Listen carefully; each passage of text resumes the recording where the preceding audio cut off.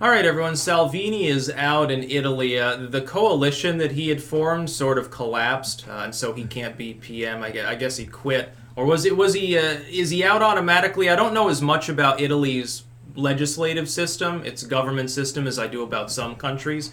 Like the structure and the party system there is a little bit different than some places. But basically, his populist coalition collapsed. That isn't to say, though, I have a feeling you haven't heard the end from him, and I have a feeling what this is setting the stage, like in other parts of Europe, for further problems down the road. And I do mean problems, like the idea of Salvini or someone protecting Italian sovereignty is not an extreme position. The idea of not accepting migrants because they're not legitimately seeking asylum, as is the case in some cases with these ships, is not an extreme position. It would be extreme if they're like, oh, our new position is we're going to blow them out of the water. That would be an extreme position. What they're saying is we just won't let them dock. A country has a right to do that. Merkel doesn't like it. Hollande and these people, and then the Macrons of the world don't. But the Italian government fundamentally began to try to represent Italian interests, which is fine. More governments should try to do that. By the way, the U.S. government should do that. Stop blowing up third worlders, and they wouldn't have these problems with migrant crises all the time. It is partially the result of U.S. foreign policy. Let's face it. Let's fucking be honest, brutally honest here. And French foreign policy, too. Don't forget that. Even Hollande liked to bomb things. Great long-standing naval tradition there. Here's the thing, though.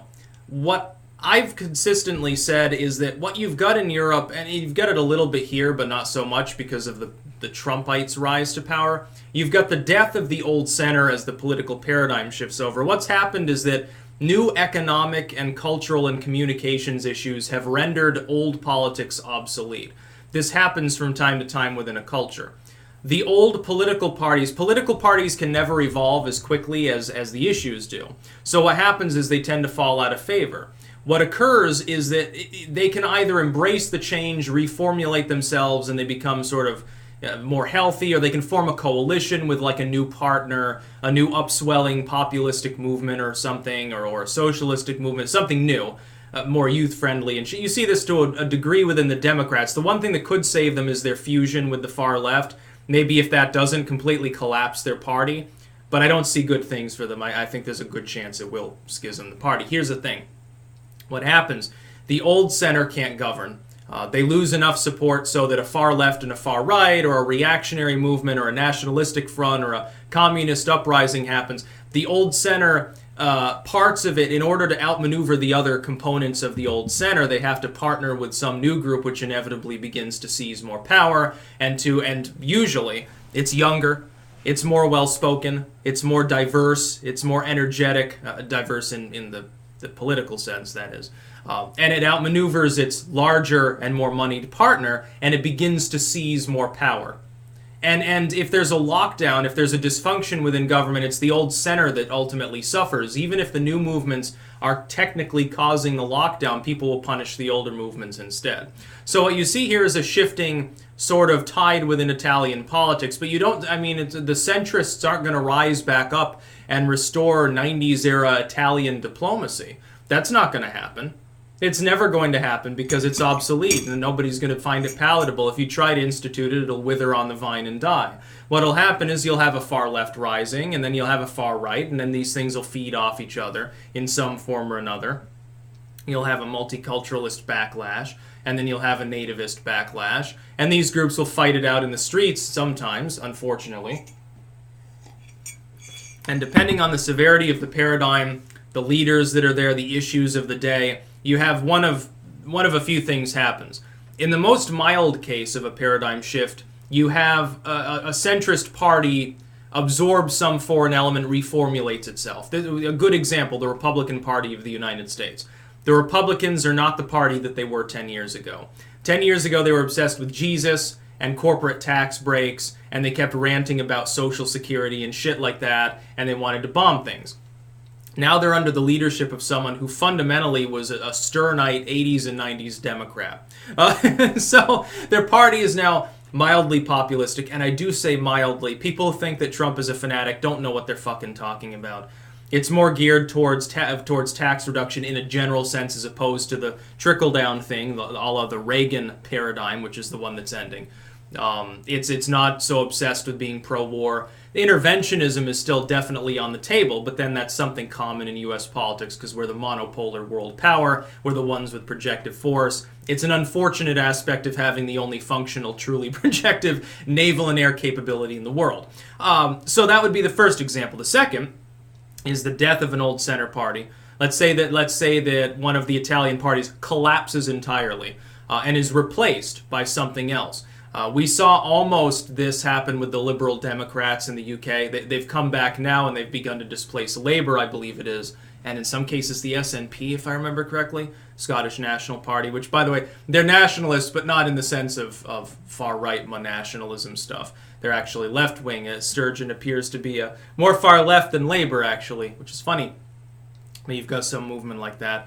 You could say UKIP almost. UKIP, fundamentally, as a single-issue platform, didn't retool itself properly. Got outmaneuvered by Nigel Farage and the Brexit Party, which is now a more major national movement. But UKIP rose to some prominence, became a mainstream force, got its agenda passed, which was Brexit, and then collapsed. It doesn't really exist anymore. And I'm not saying, and by the way, this has no bad reflection on like Dankula or something standing for office or something, but UKIP is not as powerful as it was. Nigel Farage, being the face of Brexit, by default, absorbed all of its gusto. Then you can have internal strife that extends to the point of violence. This is what a lot of people in the U.S. predict is happening. I don't see that on the horizon. The Republicans have already flipped over. They've already become populists.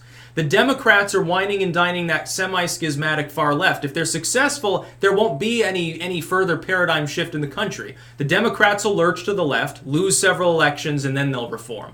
That's fundamentally what will happen. And if they win an election, they'll govern things into the ground. You'll have another Jimmy Carter moment. Yeah, get ready for 4 shitty years, and then we'll kick them back out. That's what I think will happen under the far left's banner. Then there'll be a business Dem party again. It's just it'll wait another 4 fucking extra years. Trump has already overhauled the GOP. In the case of an Italy, or in the case of maybe a Germany, some of these other countries experiencing internal strife, because it's prefaced on a crisis that isn't going away, migrants, economic downturn, and I believe Germany's headed towards recession territory, if I remember correctly. Because of some of these internal stressors, you could see violence break out. This typically, at first maybe not, but typically it ends up along dichotomous lines, and us versus them forms. What happens, the traditional methodology that I've described is like, imagine Germany prior to the rise of the Nazis. The old center, the Republicans and Social Democrats, start losing strength because of internal pressure, economic pressure, diplomatic pressure, social and class consciousness happening. The National Socialists and the Communists at first are very, very small. You got to remember that Hitler never technically wins the popular vote in an election. That's mostly true. Not entirely, but mostly true. So at first they're like small movements, and people are like, well, there's these fucking thugs, there's these dudes over here in brown shirts with jackboots, and there's these dudes with their red armbands, and they attack each other. What happens is that the commies say to the population, look at those Nazis and how violent they're being. You should join us. And then the Nazis say, look at those commies and how violent they're being. You should join us. And what happens is the center tries to stifle all these problems, usually through infiltration and censorship, which they're doing actively right now all over the Western world. This is the problem, especially in Germany, which is very, very dangerous. They're trying to censor, they're trying to repress, it won't work. What happens is that the people gain more consciousness and they say, look, the center can't protect you. Look, 3 people died today because Nazis shot them. 12 people were hanged by communists today. You need to join us. People that are on the fringe, that are close to that group, begin to join them because they see them as more powerful. Even if they're far smaller, they see they're the ones that are fighting. And I want to protect my family, my country, whatever. Those commies over there are violent. Those Nazis are violent. And so those groups begin to grow a little bit. Another election comes along. The same fucking shit happens. Each time a sliver of what was the center leaves the center. Eventually the center is no longer capable of governing. It no longer has a mandate.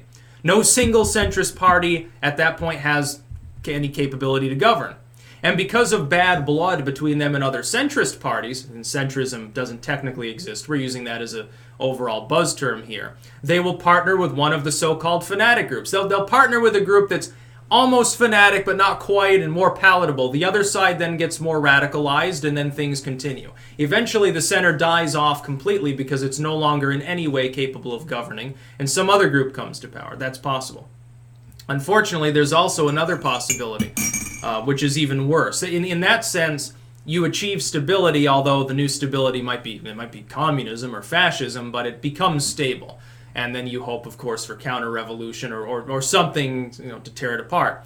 The final stage, though, the most violent possible, is a total societal collapse. Revolution and counter-revolution strangulate the country and devolve it. We see this in Venezuela right now, which is a fight between different socialists. It's not even a fight involving ideological struggle. The idea that, what's his name down there, Guaido, the idea that he's a capitalist and a far-right U.S. pawn usurper is hilarious. He's pronouncing socialism. The only difference if Maduro dies off and he ends up in charge is that a different socialist will be El Presidente. It's the only fucking difference there. Somehow this has meaning to people. And so the culture can die. It can schism apart entirely and balkanize. It can enter a civil war, which hopefully leads to stability. As the pressure gets burned off, as the death toll mounts, and people start saying, well, maybe we need to calm down. Maybe it's not good to slaughter to the last man. Maybe maybe there should be some human beings left when we're done. Of course, now you've also got the possibility that a nuclear war breaks out if it happens in a major country, but thankfully that's not likely. So, yeah, there's a little bit about, I know that goes far beyond what's happening in Italy specifically, but those are the different forms it can take. In Italy's case, I'd say probably it's just going to involve the reformulation of parties that already exist, like a stage 2 situation, like sort of what the Democrats and Republicans have here, maybe milder, maybe a little bit more aggressive. I don't think that Italy will collapse and that you'll end up with another Mussolini, but it could happen, and that's a big problem too. The big things for the globalists over there is the possibility of a Tal exit, or a Swexit, or a Nexit, or whatever other Frexit. All of these different exit paths available from the EU by these different sovereign states, that could shatter the EU at any given time. Brexit gets triggered in October. It will cause a heightened sense of social alienation across the whole continent. In the UK and out of the UK, it'll shock markets around the world when it happens, if it does, if a hard Brexit is allowed through. Look for Trump to immediately sweep in and try to sign off on a sweeping trade deal. And it might be, here's the thing, with the government there in Johnson's hands, in conservative hands, they might be willing to do that on a level that Theresa May couldn't engineer before as a Remainer, as a globalist. So Trump should be able to get along with Johnson, and hopefully that goes through very quickly. They should be already designing the basic structure now. Don't even wait until Brexit happens, if it does. Design the basic rudiments of the trade deal so it can be signed as quickly as possible thereafter to save the UK's economy. That way there'll be less pressure on them to kowtow and bow to the EU, which at this point has become a competitor of the US more than anything else. It's hilarious, actually. That's about all. Peace out.